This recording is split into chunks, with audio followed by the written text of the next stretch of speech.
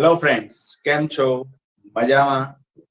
Okay, હવે આપણે આગળ વિદ્યુત ફ્લક્સનો અભ્યાસ કરીશું. વિદ્યુત ફ્લક્સ એ આ ચેપ્ટર માટે બહુ જ મહત્વનો ટોપિક છે. ઇલેક્ટ્રિસિટીની અંદર તો વિદ્યુત ફ્લક્સ આવે જ છે, પરંતુ મેગ્નેટિઝમનું આપણે ભણીશું ચેપ્ટર, તેની અંદર પણ ફ્લક્સ આવશે અને ત્યાં મેગ્નેટિક ફ્લક્સ કહેવાશે. તો ફ્લક્સ એ આપણા માટે એક બહુ જ મહત્વનો ટોપિક છે. તો એનો જે બેઝિક કોન્સેપ્ટ છે એ આપણને પૂરેપૂરી રીતે ખબર હોવી જોઈએ. તો સ્ટાર્ટ કરીએ છીએ આપણે.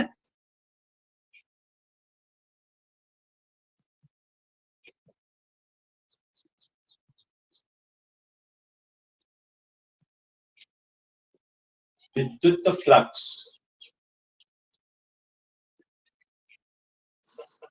તો વિદ્યુત ફ્લક્સ શું છે?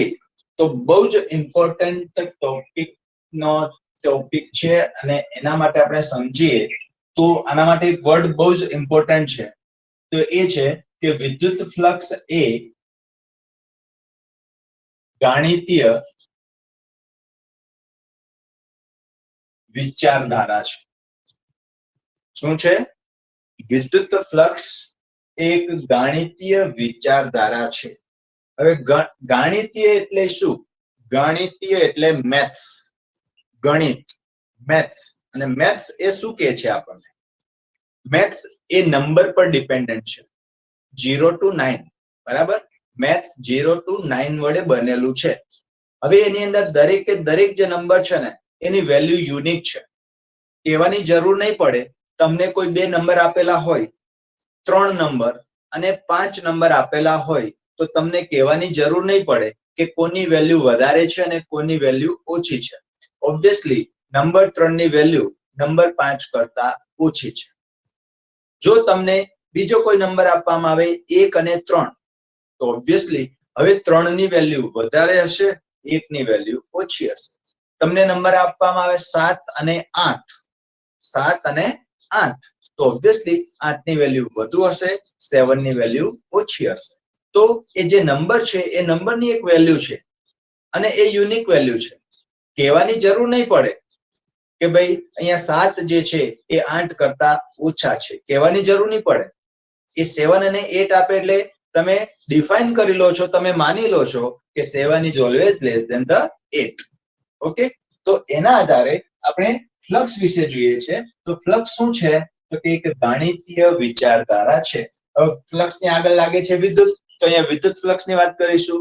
પછીના ચેપ્ટરમાં ફ્લક્સ ની આગળ લાગશે ચુંબક, તો ચુંબકીય ફ્લક્સ ની વાત કરીશું. બટ અત્યારે આપણે સમજવાનો પ્રયત્ન કરીએ છીએ ફક્ત ફ્લક્સ ને. તો ફ્લક્સ શું છે? તો ફ્લક્સ એ એક ગાણિતીય વિચારધારા છે. ગાણિતીય વિચારધારા છે એટલે કે અહીંયા વિદ્યુત ફ્લક્સ ની વાત કરીશું તો જેટલી વિદ્યુત ક્ષેત્ર રેખાઓ વધારે હશે એટલું વિદ્યુત ફ્લક્સ કેવું હશે? વધારે. એટલે કે જેટલી વિદ્યુત ક્ષેત્ર રેખાઓ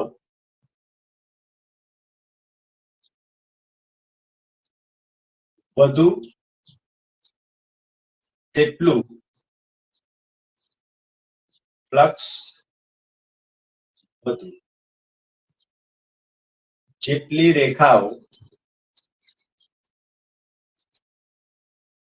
ઓછી તેટલું ફ્લક્સ ઓછું. અન્ડરસ્ટેન્ડ? શું કે છે? ગાણિતીય વિચારધારા છે. જેટલી ક્ષેત્ર રેખાઓની સંખ્યા વધુ હશે ત્યાં એટલું ફ્લક્સ વધુ મળશે, જ્યાં ક્ષેત્ર રેખાઓની સંખ્યા ઓછી હશે ત્યાં ફ્લક્સ જે છે તે કેવું મળશે? ઓછું મળશે. હવે તો એને આપણે સમજવાનો પ્રયત્ન કરીએ છીએ. સપોઝ આ જે છે એ વિદ્યુત ક્ષેત્ર રેખા છે. ક્ષેત્ર રેખાઓ કેવી રીતે દોરાય આપણે જોઈ ગયા છે, ભણી ચૂક્યા છે. તો સપોઝ આ વિદ્યુત ક્ષેત્ર રેખાઓ E છે. હવે આ વિદ્યુત ક્ષેત્ર રેખા E છે, તો અહીંયા જે ફ્લક્સ છે એ flux is directly proportional to વિદ્યુત ક્ષેત્ર E. આપણે કહ્યું ને કે જેટલી વિદ્યુત ક્ષેત્ર રેખાઓ વધુ તેટલું ફ્લક્સ વધુ, એટલે કે જેટલું વિદ્યુત ક્ષેત્ર પ્રબળ તેટલી ક્ષેત્રરેખા કેવી હશે? વધારે. જેટલી ક્ષેત્રરેખા ઓછી હશે એટલું ફ્લક્સ કેવું હશે? ઓછું. એટલે ફ્લક્સ એ ડાયરેક્ટલી વિદ્યુત ક્ષેત્ર E ના સમપ્રમાણમાં હોય છે. જો ક્ષેત્ર પ્રબળ હોય તો ક્ષેત્રરેખાની સંખ્યા વધુ હોય, જો ક્ષેત્ર ઓછું હોય તો ક્ષેત્રરેખાની સંખ્યા ઓછી હોય. જેમ કે અહીંયા આપણે એક બાજુમાં દોરીએ. ધારો કે આ ક્ષેત્રરેખાઓ આટલી નજીક નજીક છે, આ એક બીજું ક્ષેત્ર છે જ્યાં ક્ષેત્રરેખાઓ આટલી દૂર દૂર છે. તો આ પ્રબળ છે અને આ નિર્બળ છે. તો અહીંયા ફ્લક્સ તમને વધુ મળશે, અહીંયા ફ્લક્સ તમને ઓછું મળશે. અન્ડરસ્ટેન્ડ? ઓકે. તો ફ્લક્સ જે છે એ વિદ્યુત ક્ષેત્ર E ના સમપ્રમાણમાં હોય છે. એટલે કે ક્ષેત્ર વધુ તો ફ્લક્સ અમારું કેવું હશે? વધુ. હવે આ ફ્લક્સ જે છે તે તમને ક્યાંથી મળે? ફક્ત ક્ષેત્રરેખાની સંખ્યાઓથી ફ્લક્સ નહીં મળશે, પરંતુ એ વિદ્યુત ક્ષેત્રની અંદર કોઈ પણ બિંદુ પાસે જે પૃષ્ઠ છે એ પૃષ્ઠ ક્ષેત્રફળ લંબ રૂપે હોય તો એ પૃષ્ઠ ક્ષેત્રફળ એટલે કે એનું જે ક્ષેત્રફળ છે તે અને વિદ્યુત ક્ષેત્ર E નો જે ગુણાકાર છે ને એને આપણે શું કહીએ છીએ? વિદ્યુત ફ્લક્સ કહીએ છીએ. અને એને જ આપણે વિદ્યુત ક્ષેત્રરેખાઓની સંખ્યા કહીએ છીએ. સપોઝ અહીંયા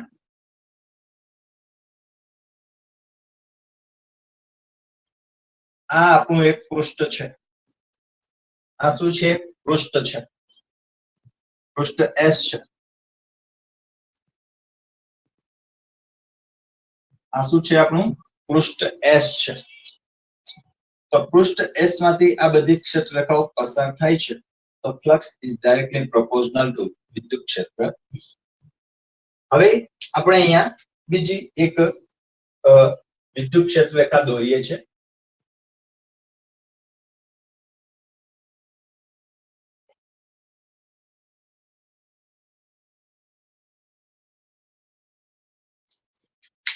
અહીંયા આપણે કહીશું કે જો આપણે એક આ નાનું પૃષ્ઠ લઈએ છીએ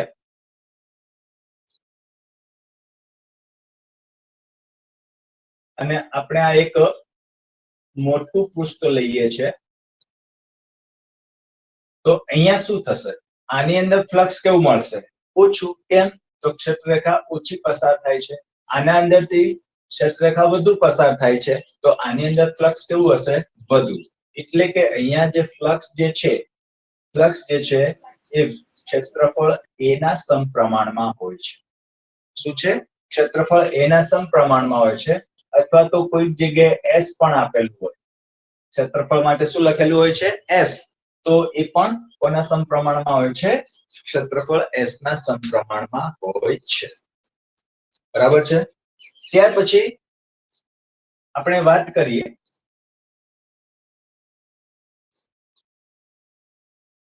કે આ જે આપણું વિદ્યુત ક્ષેત્ર છે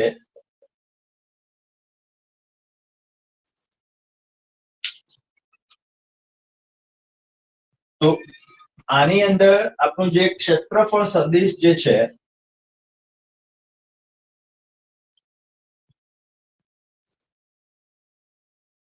એ આવી રીતે હોય.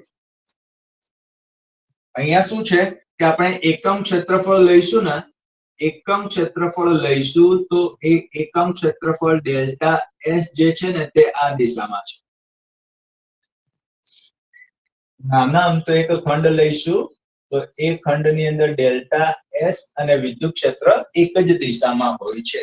જ્યારે અહીંયા તમે જુઓ કે આનો ક્ષેત્રફળ સદિશ જે છે ને આ રીતે હોય છે ડેલ્ટા S. તો વિદ્યુત ક્ષેત્રની દિશામાં એ કેટલો ખૂણો બનાવશે? થીટા. તો જેની સાથે ખૂણો બને છે ત્યાં કયો ઘટક આવે છે? Delta S cos theta. બરાબર છે? તો આના આધારે આપણે શું કહી શકીએ કે ભાઈ ફ્લક્સ જે છે એ ફ્લક્સ કોના પર ડિપેન્ડ કરે છે? cos થીટા ઉપર ડિપેન્ડ કરે છે. cos થીટા જેટલા વધુ હશે એટલું ફ્લક્સ ઓછું હશે. cos થીટા જેટલા ઓછા હશે એટલું ફ્લક્સ કેવું હશે? વધુ હશે. તો આ જે ત્રણ આપણે અલગ અલગ આકૃતિ જોઈ ગયા એના આધારે આપણે કહી શકીએ છીએ કે ફ્લક્સ વિદ્યુત ક્ષેત્ર પર આધાર રાખે છે, ક્ષેત્રફળ પર આધાર રાખે છે અને થીટા ઉપર આધાર રાખે છે. તો થીટા પર કેવી રીતે આધાર રાખે છે તે માટે એક ઉદાહરણ આપણે ફરી પાછું નવું લઈએ.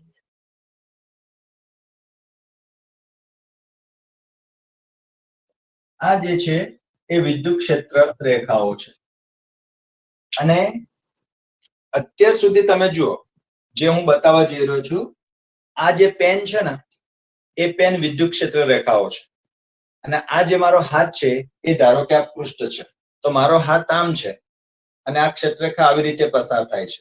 યાદ રાખજો, જે પહેલી બીજી આકૃતિ છે એની અંદર આ પ્રકારની પરિસ્થિતિ છે.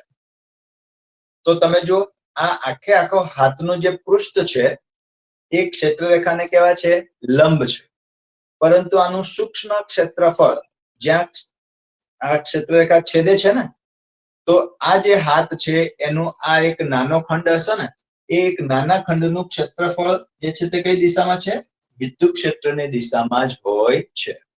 તો પૃષ્ઠ સમતલ, જે સમતલને લંબ હંમેશા ક્ષેત્રફળ સદિશ હોય છે. કઈ દિશામાં હોય છે? સમતલને લંબ હંમેશા સૂક્ષ્મ ક્ષેત્રફળ સદિશ હોય છે. તો આ જે પહેલી બીજી આકૃતિમાં આ રીતની પરિસ્થિતિ છે. હવે આપણે આ જે પરિસ્થિતિ દોરીશું ને, તે આ જે ક્ષેત્રફળ સદિશ છે ને એ આવી રીતે છે. આ ક્ષેત્રરેખા છે અને આ રીતે છે. તો ક્ષેત્રફળ સદિશ જે પૃષ્ઠ જે છે એ કઈ દિશામાં છે? ક્ષેત્રરેખાને સમાંતર છે. કઈ દિશામાં છે? ક્ષેત્રરેખાને સમાંતર છે. તો ક્ષેત્રરેખાને સમાંતર આ રીતે પૃષ્ઠ પડેલું હોય, બરાબર છે, એસ. તો આનું જે સૂક્ષ્મ ખંડ હશે એ કઈ દિશામાં હશે? ઉપરની દિશામાં. ડેલ્ટા એસ ઉપરની દિશામાં હશે. હવે વિદ્યુત ક્ષેત્ર આગળની દિશામાં છે, તો આ બંને વચ્ચે ખૂણો કેટલો થાય? 90. હવે 90 અહીંયા મૂકો, cos θ 90 મૂકો તો શું થાય? 0. તો આ પરિસ્થિતિમાં આ જે ક્ષેત્રફળ છે, પૃષ્ઠ છે, એમાંથી એક પણ ક્ષેત્રરેખા પસાર થતી નથી. બરાબર છે? બીજા શબ્દોમાં કહીએ તો પૃષ્ઠ, ક્ષેત્રફળ અને ક્ષેત્રરેખા બંને વચ્ચેનો ખૂણો કેટલો છે? 90 ડિગ્રીનો છે અને cos 90 એટલે શું થઈ જશે? 0 થઈ જશે. બરાબર છે? તો ડેલ્ટા એસ અને ઈ વચ્ચેનો અહીંયા ખૂણો કેટલો છે? 0 છે. અહીંયા બી ખૂણો કેટલો છે? 0 છે. અહીંયા થીટા ખૂણો છે, અહીંયા 0, અહીંયા 90 છે. તો ધારો કે આ પરિસ્થિતિમાં થીટા 0 છે, તો થીટા 0 એ cos 0 હોય તો શું મળે છે? વેલ્યુ 1 મળે છે. એનો મીનિંગ કે cos 0 એ વેલ્યુ 1 અને cos 90 એ વેલ્યુ 0.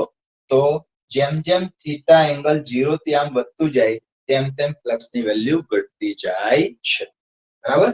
તો આ બધી જ જે પરિસ્થિતિઓ છે એના આધારે આપણે લખવું હોય તો કહી શકીએ છીએ કે ફ્લક્સ જે છે ફાઈ, ફ્લક્સને શાના વડે દર્શાવાય છે? ફાઈ વડે દર્શાવાય છે. આ શું છે? ફ્લક્સ. તો ફ્લક્સ ફાઈ બરાબર શું થાય? તો E delta S cos theta. શાના વડે દર્શાવાય છે? ફાઈ બરાબર E delta S cos theta. હવે વિદ્યુત ક્ષેત્ર કેવી રાશિ છે? સદિશ. ક્ષેત્રફળ કેવી રાશિ છે? સદિશ. ફ્લક્સ કેવી રાશિ છે? અદિશ. તો બે સદિશોનો જે છે તે શું કરે છે? અહીંયા અદિશ ગુણાકાર છે. એટલા માટે અહીંયા શું મૂક્યો છે? ડોટ મૂકેલો છે. બરાબર? આ શું છે? ફ્લક્સ. કઈ રાશિ છે? અદિશ. આ શું છે? વિદ્યુત ક્ષેત્ર. કઈ રાશિ છે? સદિશ. આ શું છે? ક્ષેત્રફળ. કઈ રાશિ છે? સદિશ. આ શું છે? ડોટ. અદિશ ગુણાકાર માટે. બરાબર છે? તો આ વસ્તુ આપણને ખબર હોવી જોઈએ. સમજ પડે છે? ઓકે.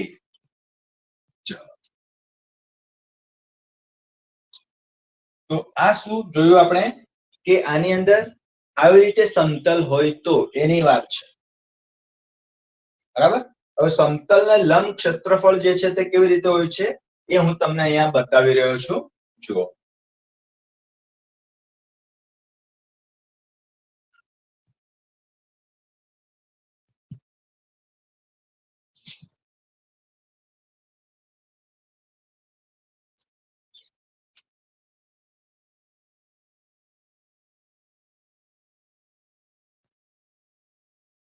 આ ધારો કે તમારું ક્ષેત્રફળ S છે,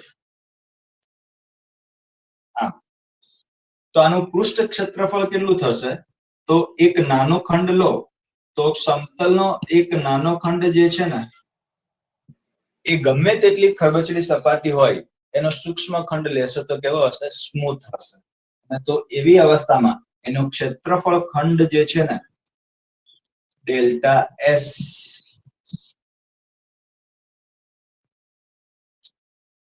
એન કેપ લખાય. શું લખાય? એને delta S dot N cap લખાય. જે આ જે ક્ષેત્રફળ પૃષ્ઠ છે એ પૃષ્ઠને લંબ તરફની દિશામાં હોય છે. બરાબર? આ એક સમતલ ક્ષેત્રફળ હોય ત્યારની વાત છે. હવે જો સમતલ આપણું જે પૃષ્ઠ છે, હવે જો પૃષ્ઠ ઘનફળ ઘેરતું હોય, શું હોય?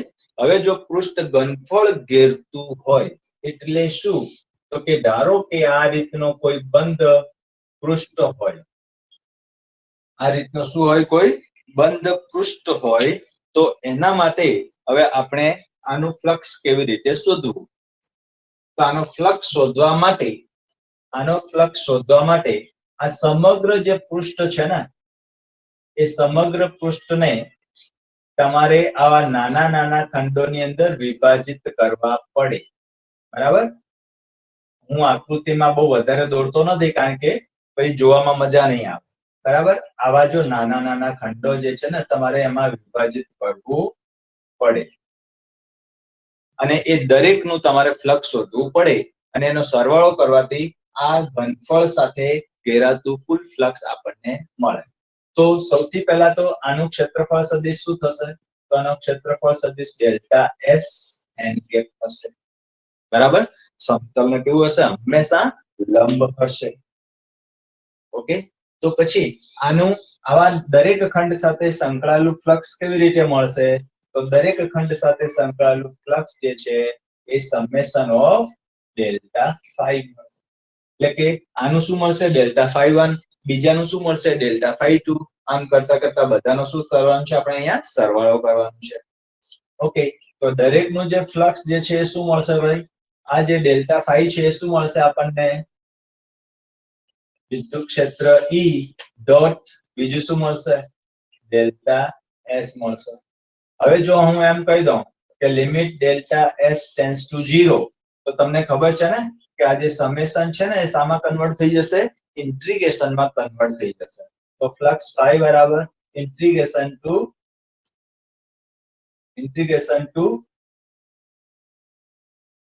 સમગ્ર પૃષ્ઠ,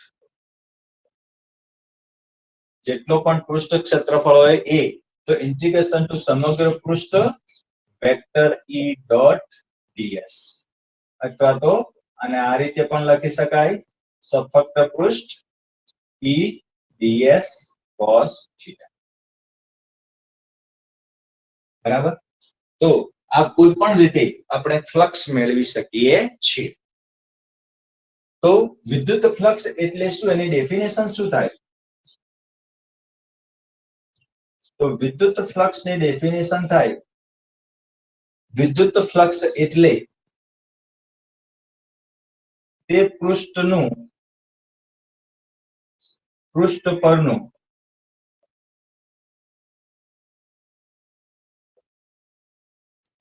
રેખા સંકલન. કોઈ પણ પૃષ્ઠ સાથે સંકળાયેલું વિદ્યુત ફ્લક્સ એટલે તે પૃષ્ઠ પરનું રેખા સંકલન.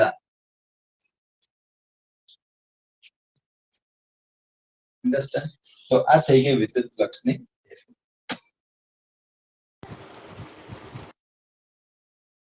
હવે આની અંદર બીજી એક બહુ જ ઇમ્પોર્ટન્ટ વાત છે કે આપણે જે લખીએ ને કે ફાઈ બરાબર E ડોટ ડેલ્ટા એસ, તો આ જે સંખ્યા છે ને, આ જે નંબર છે ને E ડોટ ડેલ્ટા એસ, એ શું છે? વિદ્યુત ક્ષેત્ર રેખાઓની સંખ્યા છે. તમને એમ પૂછી લે ક્યારેક પ્રશ્નમાં કે આટલા ક્ષેત્રફળમાંથી કેટલી ક્ષેત્રરેખા પસાર થાય છે, તો જે ફ્લક્સ હોય ને એ જ વિદ્યુત ક્ષેત્રરેખાઓની સંખ્યા હોય છે. કારણ કે સૌથી પહેલા આપણે એ જ લખ્યું છે કે જેટલું વિદ્યુત ક્ષેત્ર પ્રબળ એટલું જ ફ્લક્સ પણ પ્રબળ હશે. ફ્લક્સ ક્યારે પ્રબળ હોય? ક્ષેત્રરેખા વધુ હોય તો આ વસ્તુ આપણે અહીંયાથી કહી શકીએ છીએ. તો આ વસ્તુ બહુ જ મહત્વની છે. હવે અહીંયા નાના નાના કેટલાક પ્રશ્નો છે એને આપણે જોઈએ. આ સૂત્ર તો થઈ ગયું, બરાબર છે? આ ફ્લક્સ નું સૂત્ર થઈ ગયું. આ અને આ બંને ફ્લક્સ ના સૂત્રો છે. ચલો, એકમ રાશિ કઈ છે? તો ફ્લક્સ એ શું છે ભાઈ? અદિશ રાશિ છે, આપણે લખી દીધું. એકમ શું થાય? ફ્લક્સ ના એકમ શું થાય? વિદ્યુત ક્ષેત્રનો ખબર હોવી જોઈએ એકમ, ક્ષેત્રફળનો ખબર હોવી જોઈએ. તો વિદ્યુત ક્ષેત્ર E બરાબર શું થાય ભાઈ? F/Q થાય કે નહીં? તો F એટલે શું છે? ન્યૂટન, Q એટલે કુલમ, ડેલ્ટા S એટલે મીટર સ્ક્વેર. તો ન્યૂટન મીટર સ્ક્વેર પર કુલમ એ ફ્લક્સ નો એક એકમ છે, અથવા તો વોલ્ટ ઇન્ટુ મીટર એ પણ ફ્લક્સ નો જ એકમ છે. તો આના આધારે તમને પારિમાણિક સૂત્ર પૂછે તો આવડે કે નહીં આવડે? આવડવું જોઈએ. બરાબર છે? સમજ પડે છે? ઓકે. હવે તમને એક વસ્તુ ખબર હોવી જોઈએ. ફ્લક્સ જે છે ને એ ફ્લક્સ 0 પણ હોઈ શકે, ફ્લક્સ ધન પણ હોઈ શકે, ફ્લક્સ ઋણ પણ હોઈ શકે. એ કેવી રીતે ખબર પડે? તો જેને ત્રિકોણમિતિ આવડતું હોય એ તો કહી શકશે. આ cos θ ના આધારે કહી શકે કે cos θ ની વેલ્યુ જે છે એ 0 થી 89 સુધી હશે, ત્યાં સુધી આપણને ફ્લક્સ કેવા મળશે? પોઝિટિવ મળશે. થીટા 90 હશે તો ફ્લક્સ કેવા મળશે? 0 મળશે. અને થીટા મોર ધેન 90 હશે તો ફ્લક્સ કેવા મળશે? નેગેટિવ મળશે. કારણ કે cos 90 થી વધુ જે વેલ્યુ છે, 90 થી 180 ની વચ્ચે જે cos છે ને એ કેવા છે? નેગેટિવ. બંધ પૃષ્ઠ ના આવે? સમગ્ર પૃષ્ઠ એટલે બંધ પૃષ્ઠ લખી શકાય. સમગ્ર પૃષ્ઠ લખો અથવા તો બંધ પૃષ્ઠ લખો અથવા તો આની અંદર તમારે ક્લોઝ સર્કલ કરો, બધો મીનિંગ એક જ થશે. બરાબર?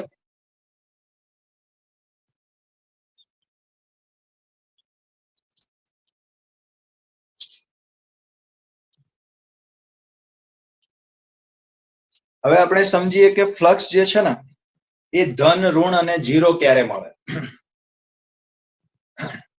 તો ધારી લો કે આ કોઈ ગમે તે પ્રકારની અનિયમિત એક સપાટી છે.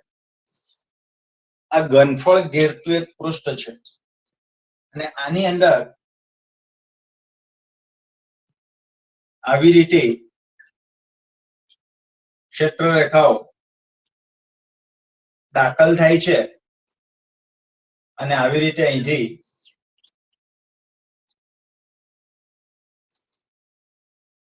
બહાર નીકળે છે. બરાબર? તો ક્ષેત્રરેખા જ્યાં પણ દાખલ થશે ત્યાં તમારે શું કરવાનું છે? એક સૂક્ષ્મ ક્ષેત્રફળ સદિશ લેવાનો છે, ડેલ્ટા S. શું લેવો પડે છે? Delta S. તો આપણે લઈ લીધું બધી જગ્યાએ. હવે તમે જુઓ કે આ જે છે એ આમ જાય છે, તો આ જે વિદ્યુત ક્ષેત્ર આ પૃષ્ઠને કેવું હશે? લંબ હશે. એટલે કે એંગલ પર દાખલ થતું હશે.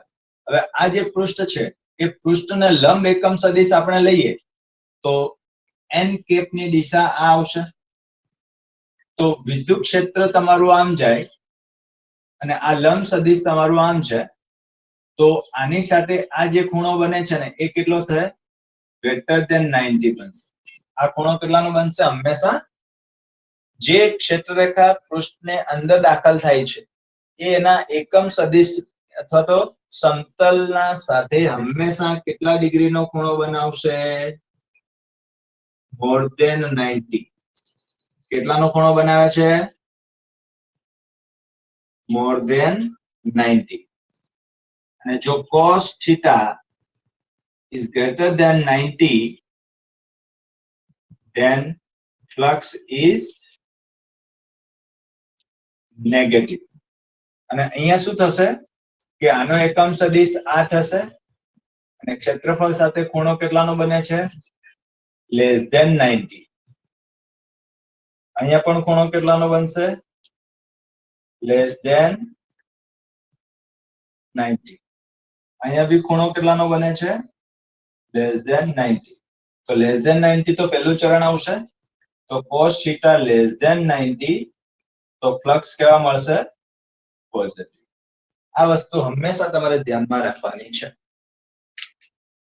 જો E અને ડેલ્ટા S વચ્ચેનો ખૂણો ગ્રેટર ધેન 90 તો ફ્લક્સ નેગેટિવ, લેસ ધેન 90 તો થીટા આપણું cos θ પોઝિટિવ આવશે એટલે ફ્લક્સ કેવું આવશે? પોઝિટિવ.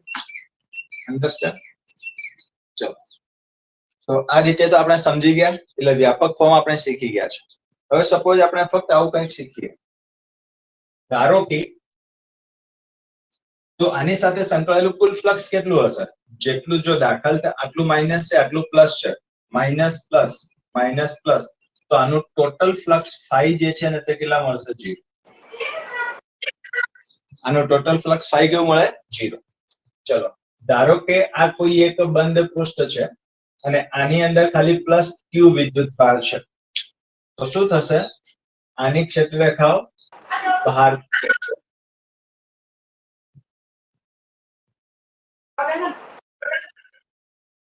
પૃષ્ઠમાંથી શું થાય છે? ક્ષેત્રરેખાઓ બહાર તરફ જાય છે. અને આપણે શું જોયું? બહાર તરફ જાય તો થીટા કેવો બને? Less than 90. એટલે અહીંયા ફ્લક્સ કેવા હશે? ફ્લક્સ હશે તમારા પોઝિટિવ. અને જો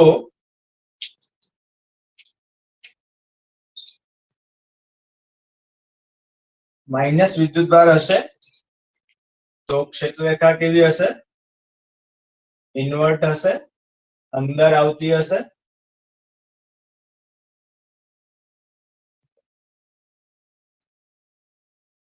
અંદર આવતી હશે તો થીટા કેવો મળે છે તમને? Greater than 90. માટે આનો ફ્લક્સ કેવું હશે? નેગેટિવ હશે.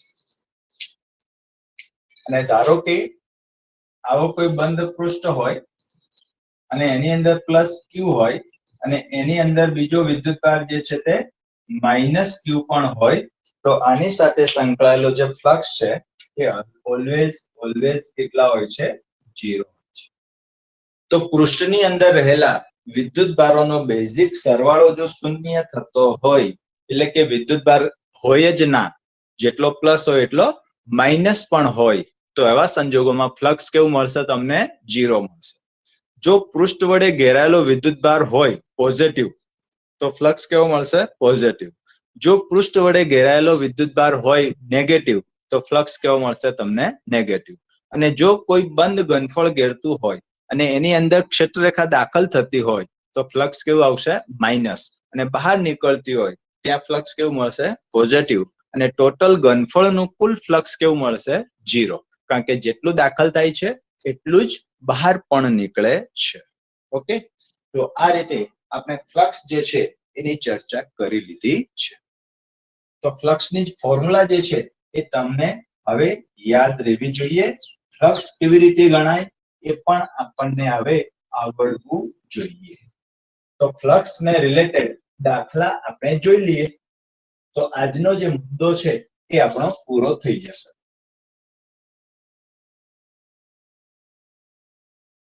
તો જુઓ દાખલા નંબર સ્વાધ્યાયનો 1.15 નંબરનો દાખલો જુઓ.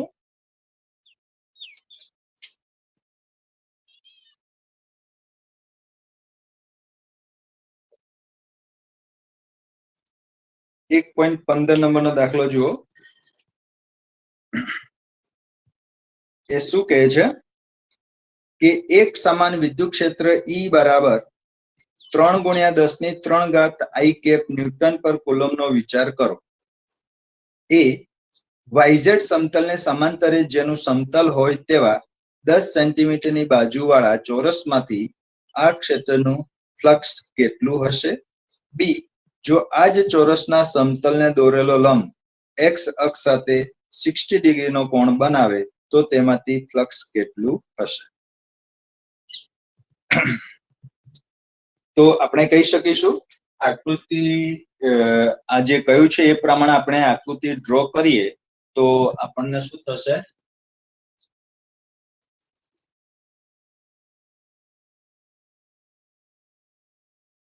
આ એક્સ અક્ષ છે, આ વાય છે, આ ઝેડ અક્ષ.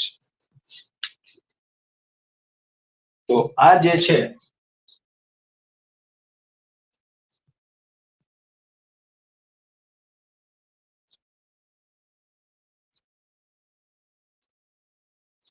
આ વાયઝેડ ને સમાંતર થઈ ગયું, બરાબર છે.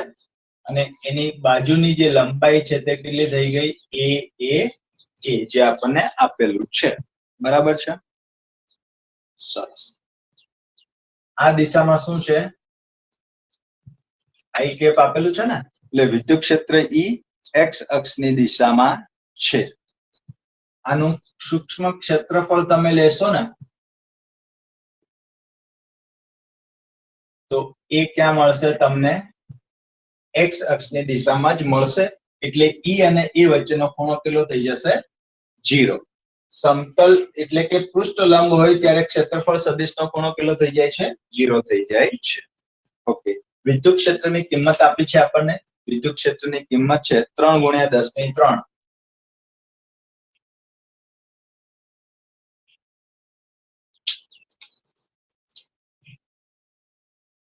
એની જે લંબાઈ છે એ કેટલી છે? 10 સેન્ટીમીટર.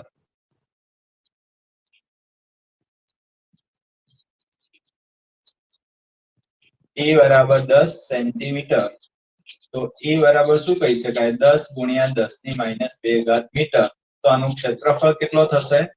a² બરાબર 10 × 10⁻2 મીટર, બરાબર છે.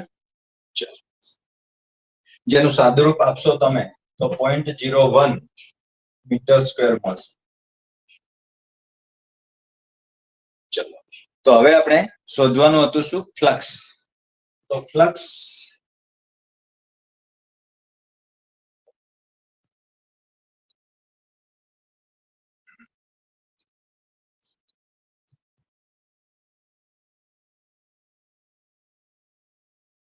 ફ્લક્સ phi બરાબર E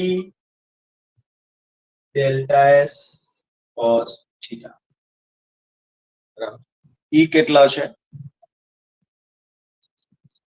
3 × 10⁻3. ડેલ્ટા S કેટલા છે? એટલે કે એ કેટલો છે એ જ આપણું શું થશે ભાઈ? S થશે ને ક્ષેત્રફળ. તો 0.01 * cos થીટા કેટલા છે? 0. થીટા E સમાંતર A એટલે થીટા કેટલો થાય? 0. તો આનો સાદુરૂપ તમે કરશો તો વેલ્યુ તમને મળશે 30 ન્યૂટન મીટર સ્ક્વેર પર કુલમ.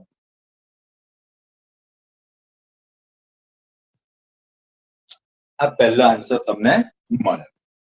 બીજો આન્સર છે, જો theta is equal to 60, theta between E and A is equal to 60, તો ફ્લક્સ શું થશે ભાઈ? ફ્લક્સ થશે E delta S cos theta. E 3 × 10⁻3 0.01 * cos 60. cos 60 કેટલા થાય તમને ખબર જ છે ને? આની વેલ્યુ તો કેટલી છે? 30 છે. cos 60 કેટલા છે? 1/2 છે. તો phi કેટલા આવશે? 15. અડધો થઈ જશે એનો. અને જો આ થીટા જે છે ને એ 0 કરી નાખીએ તો ફ્લક્સ કેટલો આવે? મેક્સિમમ. થીટા 90 કરી નાખીએ તો ફ્લક્સ કેટલો થઈ જાય? 0. ઓકે. ચલો, ત્યાર પછી 1.16 નંબરનો સ્વાધ્યાયનો જે દાખલો છે એ તમે જુઓ કે 20 સેન્ટીમીટરની બાજુવાળા એક ઘન કે જેની બાજુઓ યામ સમતોલોને સમાંતર રાખેલ હોય તેમાંથી સ્વાધ્યાય 1.15 માં દર્શાવેલ વિદ્યુત ક્ષેત્રનું ફ્લક્સ કેટલું હશે? હવે સામસામેની બાજુ આવી જશે એટલે એકનું ફ્લક્સ પ્લસ આવશે અને બીજાનું માઇનસ આવશે એટલે ટોટલ ફ્લક્સ કેવું આવશે? 0 આવશે. તો એમની સાથે સંકળાયેલું કુલ ફ્લક્સ કેવું હશે? શૂન્ય છે. બરાબર છે. તો આનો આન્સર આટલો જ છે, એટલે તમે સમજી શકો છો. ત્યાર પછી સ્વાધ્યાયનો 1.17 નંબરનો દાખલો જુઓ.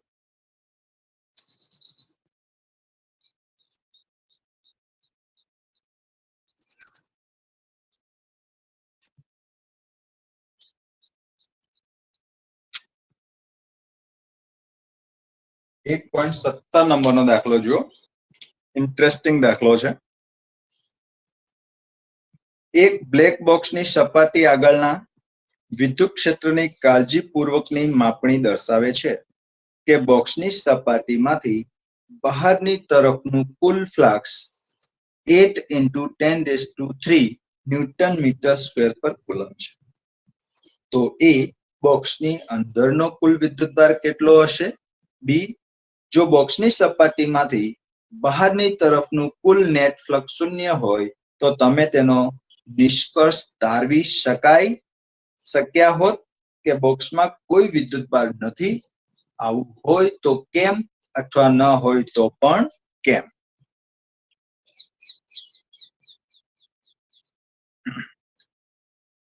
તો વિદ્યુત ક્ષેત્ર જે છે ને એની સાથેનું જે ફ્લક્સ છે એ આપ્યું છે. બહાર તરફનું ફ્લક્સ આપ્યું છે એટલે પ્લસ, બરાબર. અંદર તરફનું હોય તો માઇનસ. 8 × 10⁻³ ન્યૂટન મીટર સ્ક્વેર પર કુલમ. તો બોક્સની અંદરનો વિદ્યુતભાર કેટલો? ફ્લક્સ છે એટલે વિદ્યુતભાર તો હોય જ ભાઈ. અને નેટ ફ્લક્સ શૂન્ય હોય, if F net is equal to 0, તો Q net is equal to ખાલી જગ્યા. આ બે અલગ અલગ કન્ડિશન છે. ચલો, આપણને શું પૂછે છે? વિદ્યુતભાર કેટલો હશે? ચલો, બોક્સની અંદરનો કુલ વિદ્યુતભાર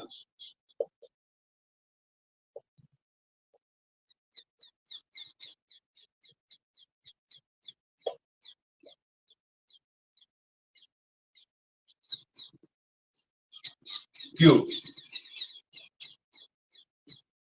મેળવવા માટે flux phi is equal to summation of Q by epsilon 0 સૂત્ર છે. યાદ રાખીશું, ફ્લક્સ phi બરાબર summation of Q by epsilon 0. આ આપણી ફોર્મ્યુલા છે. જે epsilon 0 શું છે? શૂન્યાવકાશની પરમિટિવિટી છે. ઓકે, સમ ઓફ Q આપણે મેળવવાનું છે એટલે કે કેપિટલ Q by epsilon 0. તો ચલો, Q બરાબર શું થાય? phi into epsilon 0. phi કેટલા છે?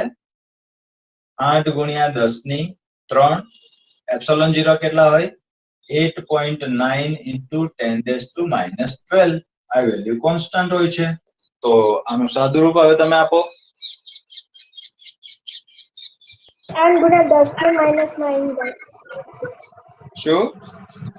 70.8 × 10⁻9.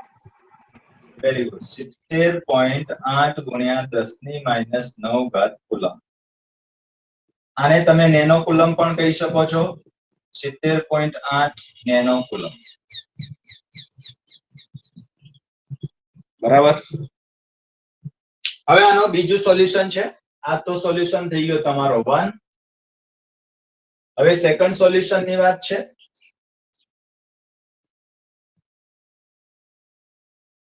સેકન્ડ સોલ્યુશન એમ કહી શકાય, બોક્સમાંથી બહાર આવતું ચોખ્ખું ફ્લક્સ શૂન્ય હોય તો શક્ય છે કે બોક્સમાંનો નેટ વિદ્યુતભાર કેવો હોય? શૂન્ય. બોક્સમાંથી બહાર આવતું કુલ ફ્લક્સ શૂન્ય હોય તો બોક્સની અંદર કુલ વિદ્યુતભાર શૂન્ય હશે. એટલે કે જેટલો પોઝિટિવ વિદ્યુતભાર હોય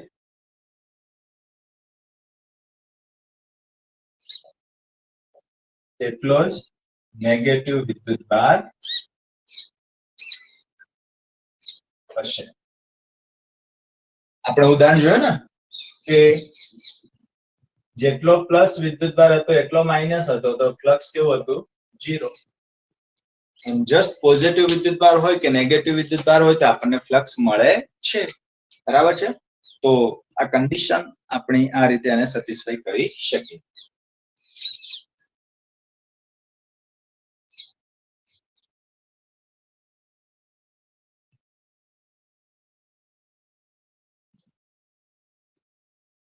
ત્યાર પછી આજનો લાસ્ટ દાખલો આપ જે લઈ લઈએ છે સ્વાધ્યાયનો 1.22.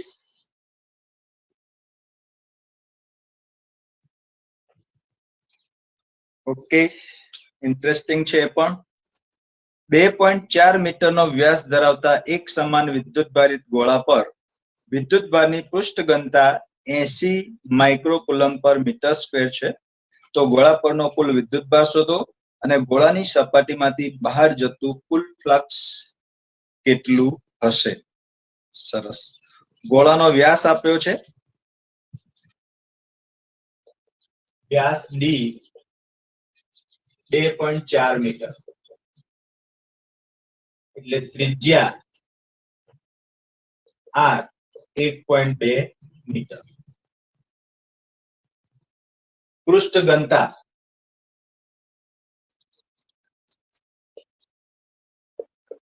સિગ્મા બરાબર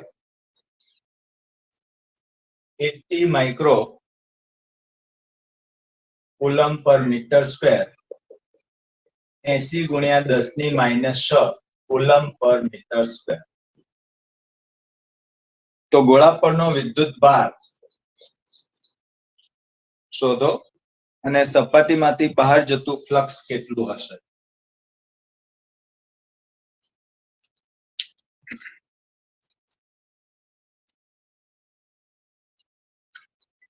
તો પૃષ્ઠ ઘનતા એટલે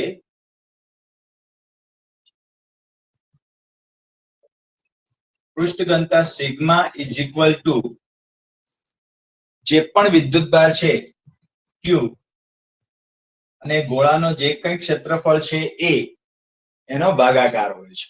એકમ પૃષ્ઠ ઘનતા એટલે એકમ ક્ષેત્રફળ દીઠ રહેલો વિદ્યુતભાર.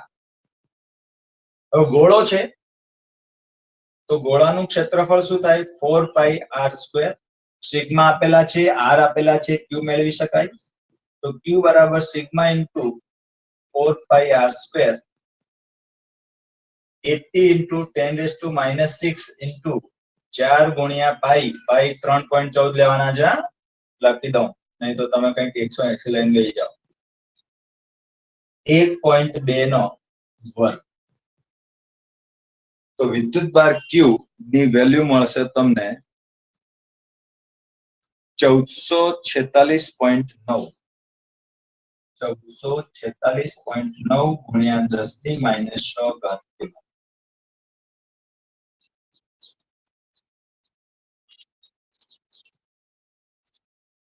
બીજું આપણને જોઈએ છે ફ્લક્સ.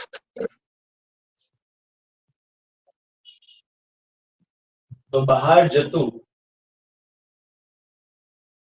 ફ્લક્સ phi બરાબર Q બાય એપ્સિલોન 0. તો Q શોધી કાઢ્યો છે અહીંયા 1446.9, જેને 47 પણ તમે લખી શકો છો, ભાગ્યા 8.9 ઇન્ટુ 10⁻12. જે બી આવે એ તમારો આન્સર ન્યૂટન મીટર સ્ક્વેર પર કુલમ. બોલો કેટલો આન્સર આવે છે? 0.164 ગુણ્યા 9 આટલો આવે છે.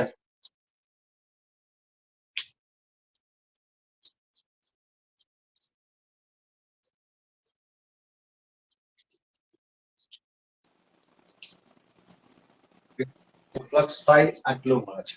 તો આજનો જે ટોપિક હતો આપણો ફ્લક્સ, વિદ્યુત ફ્લક્સ અને ફ્લક્સના દાખલા, એ આપણે કમ્પ્લીટ કરી લીધું છે. ફ્લક્સ શું છે? ફ્લક્સ ગાણિતિક વિચારધારા છે. ગાણિતીય વિચારધારા એટલે શું?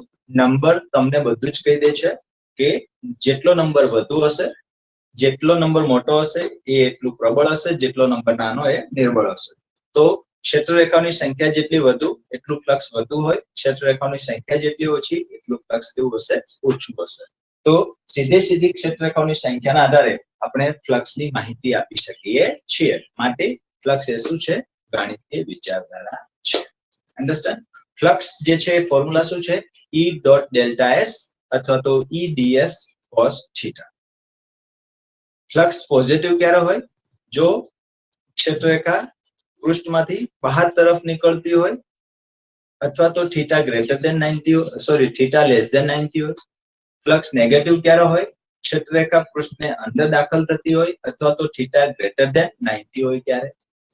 વિદ્યુતભાર હોવા છતાં ફ્લક્સ 0 ક્યારે હોય? તો જેટલો પોઝિટિવ ચાર્જ હોય એટલો જ નેગેટિવ ચાર્જ હોય તો ફ્લક્સ કેવું મળશે તમને? 0 મળશે. અન્ડરસ્ટેન્ડ? તો આજની ચર્ચાને અહીંયા જ આપણે વિરામ આપીએ છીએ. આવતીકાલે ફરી મળીશું.